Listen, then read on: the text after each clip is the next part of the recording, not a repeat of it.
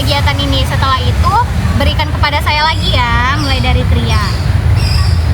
Jadi kita akan melakukan bimbingan PKCKO, yang mana bimbingan ini akan menambah wawasan kita dan memberikan motivasi yang tersendiri di dalam diri kita. Jadi sebelum kita melakukan PKCKO, kita akan mengadakan doa, yang mana doa ini saya pimpin dalam agama Islam, yang mana yang lain bisa menyesuaikan menurut kepercayaan dan agamanya masing-masing. Oke, mari kita berdoa. Bismillahirrahmanirrahim. Bismillahirrahmanirrahim. Ya Allah, kami memohon kepadamu ya Allah, mudahkanlah segala kegiatan kami pada pagi hari ini sampai selesai ya Allah. Ya Allah, ya Rahman, ya Rahim, yang mana Engkau telah memberikan kami banyak nikmat kesehatan, kesempatan, sehingga kami bisa berkumpul di tempat kegiatan ini dengan baik dan tanpa kurang satupun. Ya Allah, semoga dengan topik ini kami bisa lebih bersyukur dan kami lebih bisa menghargai satu sama lain. Ya Allah, hanya kepadamu kami memohon, hanya kepadamu kami meminta. Amin ya Rabbal Alamin. Oke teman-teman, sebelum kita melakukan kegiatan pada pagi hari ini, ada kalanya kita membacakan Pancasila, yang mana Pancasila itu saya yang mimpin dan kalian mengikutinya ya. Kalian diharap berdiri sejenak. Pancasila. Pancasila. 1. Ketuhanan yang Maha Esa. 1. Ketuhanan yang Maha Esa. 2. Kemanusiaan yang adil dan beradab. 2. Kemanusiaan yang adil dan beradab. 3. Persatuan Indonesia. 3. Persatuan Indonesia. 4. Kerakyatan yang dipimpin oleh hikmat kebijaksanaan dalam permusyawaratan perwakilan. 4. Kerakyatan yang dipimpin oleh hikmat kebijaksanaan dalam permusyawaratan perwakilan. 5. Keadilan sosial bagi seluruh rakyat Indonesia. 5. Keadilan sosial bagi seluruh rakyat Indonesia. Oke teman-teman, silakan duduk kembali ke depan. Baik teman-teman, setelah tadi kita sudah membacakan Pancasila, sekarang kita masuk ke pengertian dari PKCKO. Jadi PKCKO adalah bimbingan yang dilakukan secara kelompok, yang mana dia itu untuk menghayati dan meningkatkan karakter cerdas yang ada pada dalam diri kita dan mengamalkan nilai-nilai Pancasila serta mengimplementasikannya di dalam kehidupan kita sehari-hari. Lalu kita masuk ke tujuannya. Jadi tujuan dari bimbingan PKCKO ini adalah supaya kita itu lebih menghayati karakter cerdas yang ada di dalam diri kita dan lebih meningkatkannya di dalam kehidupan kita sehari-hari. Jadi teman-teman, kita masuk ke cara pelaksanaannya. Di sini saya mau tahu nih, mau bertanya, siapa yang tahu cara pelaksanaan dari PKCKO ini? Siapa yang bisa? Oke, silakan Saudari Tria terlebih dahulu. Cara pelaksanaannya itu sama seperti tugas video kita yang lainnya. Kita harus berpendapat, aktif berpendapat, karena pendapat itu tidak ada yang salah, dan kita harus mengangkat tangan terlebih dahulu sebelum kita berpendapat. Oke, terima kasih Tria. Selanjutnya pendapat dari Arta. Selanjutnya tambahannya itu harus sesuai dengan norma-norma, sopan santun, dan lalu harus sesuai dengan buku saku. Oke, terima kasih Arta. Jadi cara pelaksanaannya itu yang pertama, semua anggota kelompok itu harus wajib atau aktif berpendapat. Lalu yang kedua, jika kalian ingin berpendapat, angkat tangan kalian terlebih dahulu. Baru yang ketiga, topik yang kita bahas itu harus merujuk pada buku saku yang akan saya bagikan nanti. Baru yang keempat, tidak ada pendapat yang salah, jadi kita harus menghargai satu sama lain. Oke, sekarang kita masuk ke asas-asas dalam PKCKO. Siapa yang tahu asas-asas dalam PKCKO apa saja? Siapa yang bisa? Oke, Elza dan Arta. Elza terlebih dahulu ya. Baik, jadi asas-asas dalam PKCKO itu salah satunya adalah asas keterbukaan, di mana kita selama berdiskusi harus saling terbuka dalam memberikan pendapat. Selain itu juga kita harus punya pikiran terbuka juga untuk menerima pendapat orang lain. Oke, terima kasih Elza. Selanjutnya Arta. Itu ada asas kerahasiaan, di mana kita tuh harus dirahasiakan apapun yang kita bicarakan, kita diskusikan dalam kegiatan kali ini. Kedua itu ada asas kenormatifan kita itu harus sesuai dengan norma-norma, kita ikuti sesuai norma-norma yang ada, sopan, santun. Dan yang ketiga itu ada asas kesukarelaan, di mana kita harus sukarela dalam berpendapat dalam kegiatan ini. Dan yang keempat itu ada asas kemandirian. Dan dalam asas kemandirian ini kita harus mandiri dalam menyelesaikan masalah-masalah yang ada dalam kegiatan kali ini atau bimbingan kali ini. Oke, terima kasih Arta. Jadi di dalam PKCKO ini ada beberapa asas nih. Yang pertama itu ada keterbukaan. Jadi kalian itu bebas terbuka kayak gitu. Jadi tidak ada yang disembunyi-sembunyikan. Baru yang kedua itu ada asas kenormatifan. Jadi semuanya itu harus sesuai dengan norma-norma yang ada. Baru yang ketiga itu ada namanya asas kerahasiaan. Jadi semua yang kita diskusikan pada pagi hari ini itu harus dirahasiakan, tidak boleh dibeberkan oleh kepada orang lain. Baru yang keempat itu namanya ada asas kemandirian. Jadi kita itu harus mandiri untuk memecahkan suatu masalah ini. Baru yang keempat itu ada asas kesukarelaan. Jadi teman-teman sekalian harus sukarela, tidak ada unsur keterpaksaan untuk mengikuti kegiatan ini. Oke teman-teman, supaya kita ini lebih akrab nih dalam satu kelompok. Jadi kita ada games nih, games untuk pengakraban di dalam suatu kelompok. Jadi namanya itu ada tepuk karakter. Jadi caranya itu yang pertama kita itu tepuk paha. Baru habis itu kita tepuk tangan, jentik kanan, jentik kiri. Di saat kita jentik kanan, jentik kiri, kita bilang misalnya nih, Rifa dan karakter baik apa yang di dalam diri kita. Oke, mengerti teman-teman? Mengerti. Oke, kita mulai ya. Kita mulai dari Arta terlebih dahulu. 1, 2, 3. Arta sopan, Elsa rajin, Nadia ramah, Rifa patuh, Ria sopan, Arina pengertian. Rajin. Yeay! Baiklah teman-teman semuanya, marilah kita mulai kegiatan bimbingan PKCKO kita pada pagi hari ini. Apakah kalian sudah siap semuanya? Siap. Oke, apakah kalian sudah nyaman dengan tempat yang seperti ini? Nyaman. Oke, jadi teman-teman, di sini saya akan membagikan buku saku yang mana ini menjadi pedoman kita dalam kegiatan kita pada pagi hari ini ya. Jadi saya akan membagikannya satu-satu.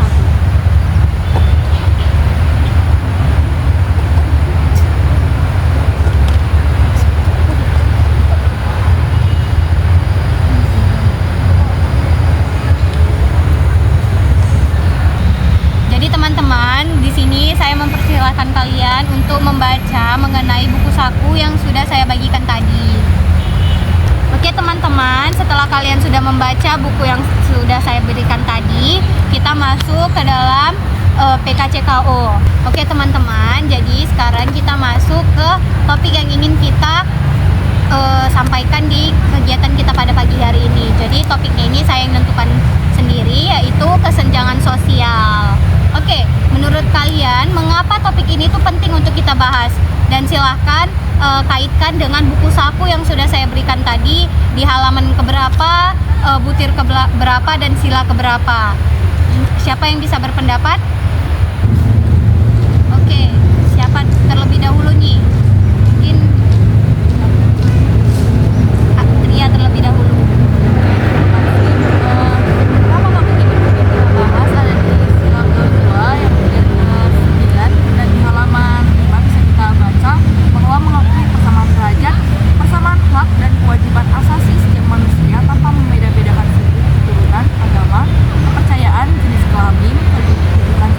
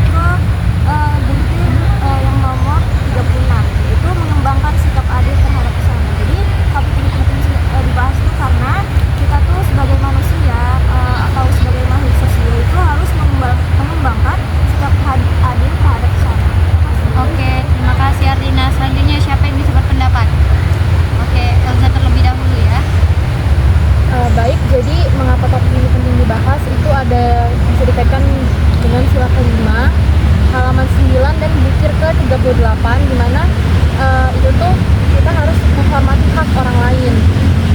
Jadi topik ini penting dibahas karena kita kan memang pasti dari latar belakang yang berbeda, dari kondisi yang berbeda-beda, tapi kita harus menghormati dan menghargai perbedaan tersebut. Oke, terima kasih Elza. Selanjutnya silakan Kak Nadia. Jadi menurut saya itu ada di sila kelima di halaman 10 yaitu butir ke-43 itu suka berbahas. Jadi kenapa saya memilih itu? Karena untuk di kehidupan kita selanjutnya kita itu harus tetap bekerja keras untuk menopang kehidupan kita sehari-hari. Oke, terima kasih Kak Nadia. Selanjutnya Evan. Baik, kenapa topik ini sangat penting untuk dibahas? Kita bisa lihat di silang kelima butir ke nomor 37, yaitu menjaga keseimbangan antara hak dan kewajiban. Oke, itu di halaman keberapa? Oke, halaman? Halaman 9. Halaman ke-9. Oke, terima kasih Evan. Oke, teman-teman, di sini dapat saya simpulkan mengapa topik ini tuh penting untuk kita bahas. Jadi kita bisa melihat pedoman buku saku ini dari sila kedua dan sila kelima, yaitu kemanusiaan yang adil dan beradab dan keadilan sosial bagi seluruh rakyat Indonesia, yang mana butirnya itu ada di butir 9, butir 12, dan butir 17, yang mana kita itu mengakui persamaan derajat, persamaan hak dan kewajiban asasi setiap manusia tanpa membeda-bedakan suku, keturunan, agama, kepercayaan, dan lain-lainnya. Baru kita itu harus bersifat sopan santun. Jadi kita itu tidak boleh yang namanya membeda-bedakan dia yang kaya, dia yang miskin, seperti itu ya teman-teman. Lalu menurut kalian nih, apa faktor penyebab dari kesenjangan sosial yang sering terjadi di era sekarang? Siapa yang bisa berpendapat? Oke, silakan Ardina. Jadi menurut saya faktor penyebabnya itu perbedaan pendapat, karena orang tua siswa atau seseorang itu memiliki penghasilan yang berbeda-beda sehingga kemampuan ekonomi itu tidak sama. Oke, terima kasih Ardina. Jadi teman-teman, apakah ada yang bisa berpendapat lagi? Oke, silakan Ria terlebih dahulu. Terima kasih. Mungkin faktor penyebab dari kesenjangan sosial ini menurut saya itu adanya faktor keturunan dari keluarganya, di mana keluarganya itu mungkin di kalangan atas. Nah, dia itu kalangan atas dan menganggap rendah selalu kalangan bawah, jadi terjadinya kesenjangan sosial. Oke, terima kasih Ria. Selanjutnya Evan. Ekonomi yang terbatas, seperti latar belakang keluarga yang kaya atau latar keluarga yang miskin. Oke, terima kasih Evan. Selanjutnya Kak Nadia. Menurut saya itu kesenjangan sosial itu perbedaan asas adalah ekonomi. Kenapa? Karena menurut saya itu sama seperti yang Tia bilang, ibarat kayak di mana keluarga yang di atas dan di mana keluarga yang di bawah. Jadi kalau misalnya kalian punya adik nih, jadi adik kalian misalnya dari keluarga yang di atas, sementara kawan-kawan itu ada di keluarga di bawah, jadi dia bawa HP nih gitu kan. Jadi kalau misalnya dia bawa HP, berarti dia kayak konten lah bahkan gitu kan. Aku punya HP gitu, sementara yang kawan yang lain itu tidak ada punya HP. Jadi kawan-kawan yang lain itu kayak timbullah rasa-rasa iri. Oke, terima kasih Kak Nadia. Selanjutnya Elza. Jadi faktor kenapa kesenjangan sosial itu terjadi mungkin karena adanya diskriminasi sosial budaya. Mungkin karena memang dari sananya mungkin ya dia itu memang kurang mampu, tapi karena mungkin dia juga punya latar belakang sosial budaya yang berbeda, mungkin yang minoritas atau gimana, dia juga jadinya dikucilkan dan dapat kesenjangan. Oke, terima kasih Elza. Selanjutnya Saudari Arta. Jadi pendapat saya itu seperti pendapat Evan, Ria, karena gimana kesenjangan sosial itu adanya karena ke latar belakangan kepemilikan aset, warisan, serta latar belakang keluarga yang dimana ada kepemilikan harta. Nah, jadi kita tuh tahu kan kalau misalkan kita dalam keluarga itu ada yang punya anak, rumah yang segede kayak gimana. Nah, jadi itu membuat si orang tersebut merasa tinggi dan melihat orang-orang yang di bawahnya itu merasa rendah karena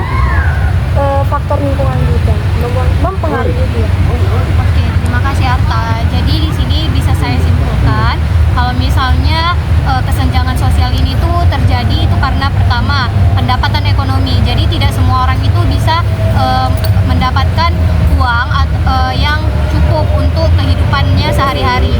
Baru ada latar belakang keluarga juga. Jadi ada beberapa orang yang memiliki warisan yang banyak, dan yang mana dengan warisan itu dia dapat membeli segalanya seperti itu. Dan juga ada karena faktor teknologi. Jadi kalau misalnya dia itu sudah diberikan HP atau gadget dari dia kecil, jadi itu dia mempunyai rasa sombong kalau misalnya dia mempunyai HP dan yang lainnya itu tidak mempunyai HP. Baru juga ada diskriminasi budaya. Jadi budaya itu juga jadi penyebab yang terjadinya kesenjangan sosial seperti itu. Jadi teman-teman, selanjutnya itu ada akibat. Jadi menurut kalian nih, akibat apa yang terjadi dari kesenjangan sosial yang terjadi di era sekarang? Oke, kita mulai dari Arta terlebih dahulu ya. Oke, silakan Arta. Jadi akibat dari kesenjangan sosial itu karena itu pasti menyebabkan dia itu sombong. Oke, terima kasih Arta. Selanjutnya Elza.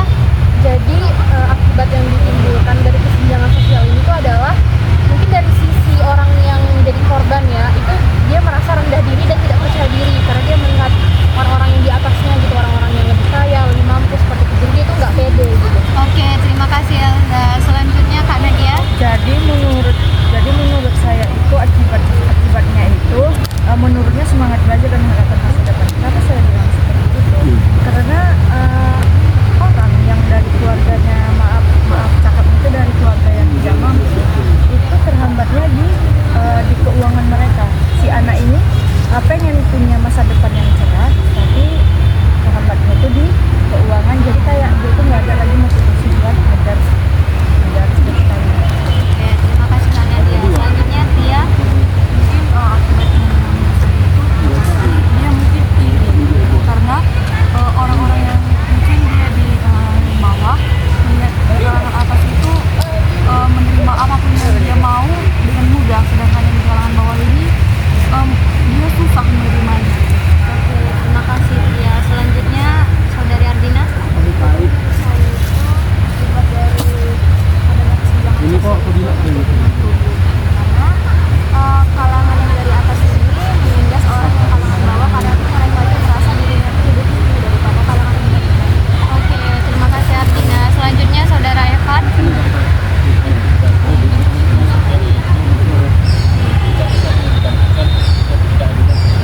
Oke, terima kasih Evan. Jadi di sini bisa saya simpulkan akibat yang terjadi karena adanya kesenjangan sosial. Yang pertama, si orang kaya tadi atau yang berada di atas itu merasa sombong dan membangga-banggakan dirinya. Baru yang merasa yang di bawah itu menjadi rendah diri, dan yang di bawah ini dia juga tidak mempunyai motivasi hidup lagi karena tadi faktor keluarganya atau faktor biaya atau dananya itu juga kurang untuk menggapai cita-cita dia yang tadi. Baru bisa terjadinya ketidakadilan sosial itu semakin meningkat karena kesenjangan sosial ini, dan bisa terjadi perundungan karena rasa iri dan dengki yang ada di dalam diri seseorang tersebut. Oke teman-teman, selanjutnya ini ada upaya. Menurut kalian nih, upaya apa yang bisa kita usahakan untuk mencegah yang namanya kesenjangan sosial? Siapa yang bisa berpendapat? Oke, kita mulai dari Kak Nadia terlebih dahulu. Nah, jadi menurut saya itu upayanya itu membiasakan diri sederhana dan tidak setengah. Kenapa saya bilang seperti itu? Karena kita itu diajarkan untuk hidup yang lebih sederhana, tidak suka pamer-pamer gitu. Kalau misalnya kita pamer-pamer itu udah menyebabkan kesenjangan sosial terhadap orang. Oke, terima kasih Kak Nadia. Selanjutnya Tia.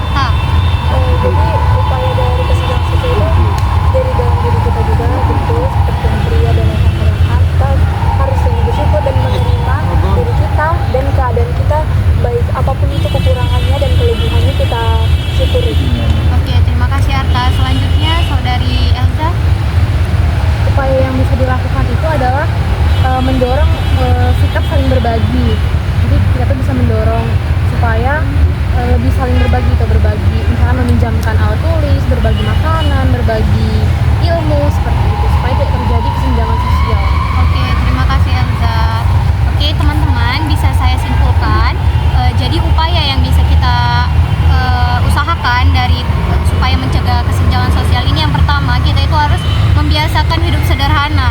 Jadi kita itu tidak boleh berfoya-foya atau kita itu menghabur-haburkan uang kita. Baru yang kedua, kita itu harus mempunyai rasa bersyukur terhadap apa yang sudah kita dapati. Jadi kita itu tidak boleh menanamkan sifat yang tidak bersyukur kepada Tuhan yang telah memberikan nikmat dan karunia-Nya. Baru yang ketiga, kita itu harus berbagi sesama kita. Jadi kalau misalnya kita melihat teman kita nih, dia itu masih kurang mampu, jadi ada kalanya kita membagi makanan, minuman, atau alat tulis juga bisa kepada teman yang membutuhkan tadinya.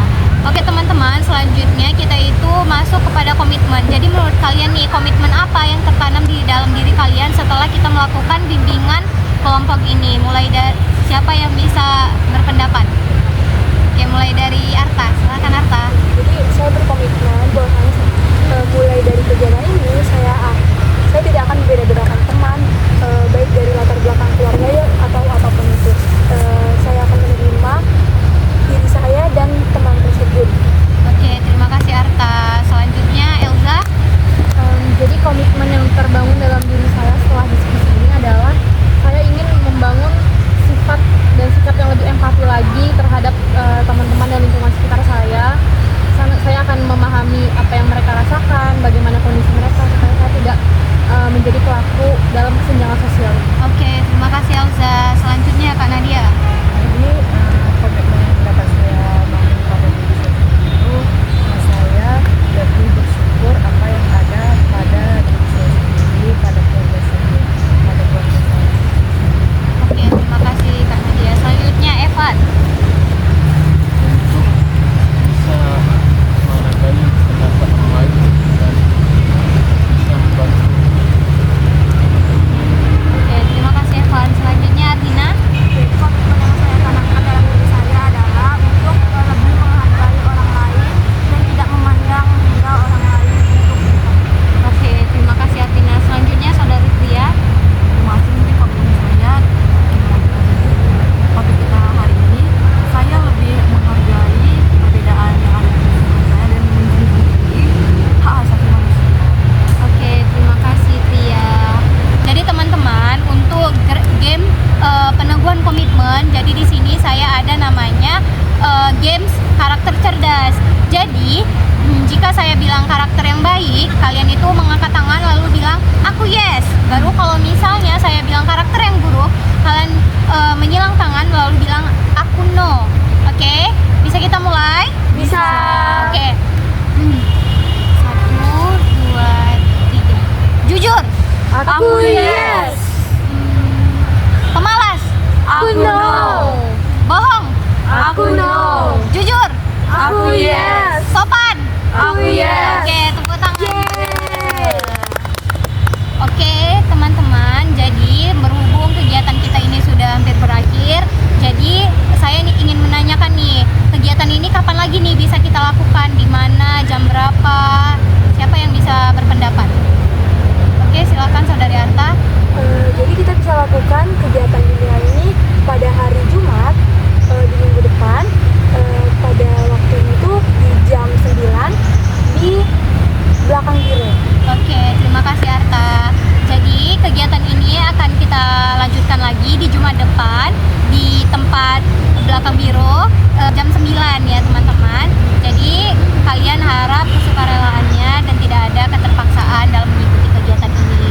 Oke, sebelum kegiatan ini berakhir, saya ingin tahu kesan apa yang ada di dalam diri kalian setelah mengikuti kegiatan ini. Siapa yang bisa berpendapat? Oke, Elza, silakan Elza. Jadi melalui kegiatan ini saya berpikir kalau misalnya topik mengenai kesenjangan sosial ini tuh ternyata penting sekali dibahas karena dampaknya tentunya sangat-sangat banyak kan, dan bisa berpengaruh juga dengan kesehatan mental, semangat belajar seperti itu. Oke, terima kasih Elza. Selanjutnya Saudari Arta. Jadi setelah mengikuti kegiatan dari awal sampai akhirnya ingin di penghujung ini, saya